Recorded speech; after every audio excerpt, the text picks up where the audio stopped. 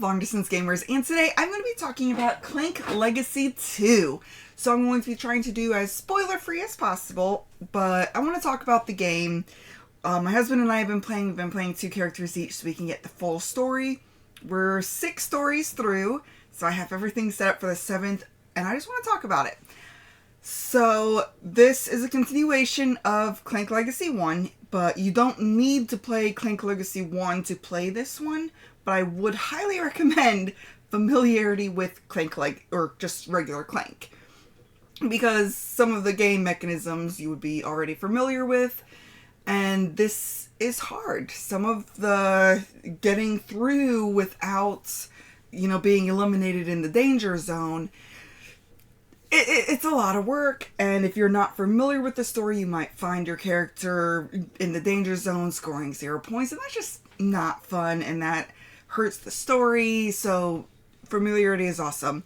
And another thing would be, the first thing when you open this up, you notice your starter deck has these gray things. I think I have something, yeah.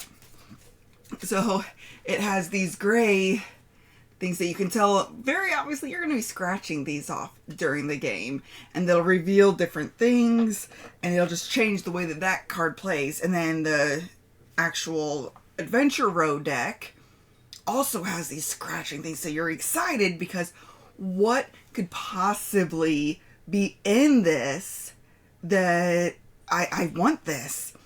Now, the thing with the scratch-offs, though, sometimes there's an acquire text in that scratch-off, and we thought that, oh, that must be revealed when you scratch it off. No, that is what happens when, and then when you scratch it off, it changes to something different. But just know that if you see something over that gray thing that you can scratch, you still do that, which took us a couple games to play. And then just been really loving the story, loving how the board changes.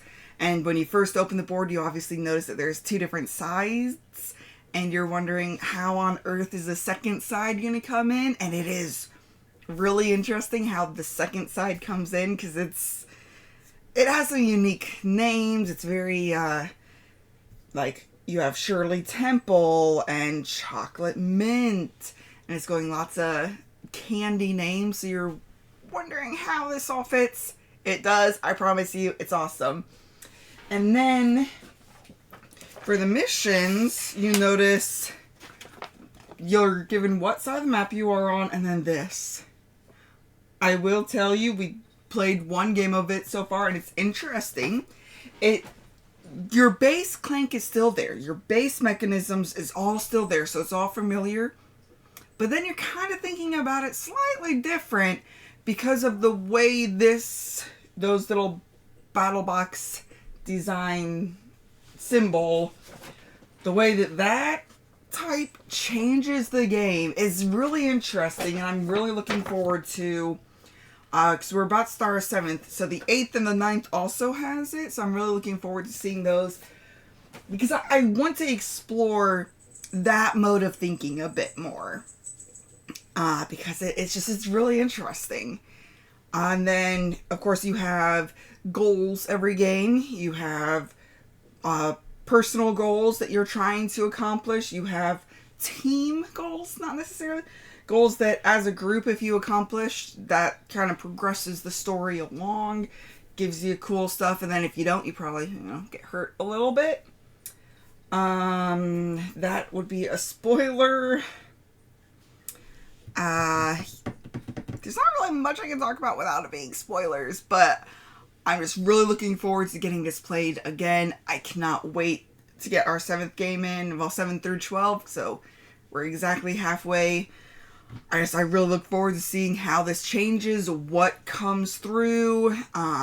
There is another deck that comes out occasionally on some games that will progress through the Adventure Row, and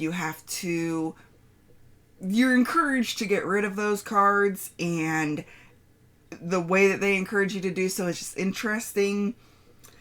So they're sometimes really difficult, and sometimes there's just no way to get to it before it, continues through, and that I find interesting. It's just, I'm very excited about this game. I'm absolutely loving it, and I cannot wait until we play again.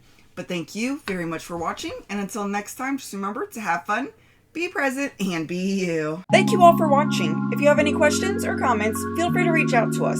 We would love to hear from you. Also, if you find value in our content, please like, comment, or subscribe. Let a friend or family member know that we exist. Help us spread our channel and bring remote gaming to a table near you. Thank you very much, and have a great day.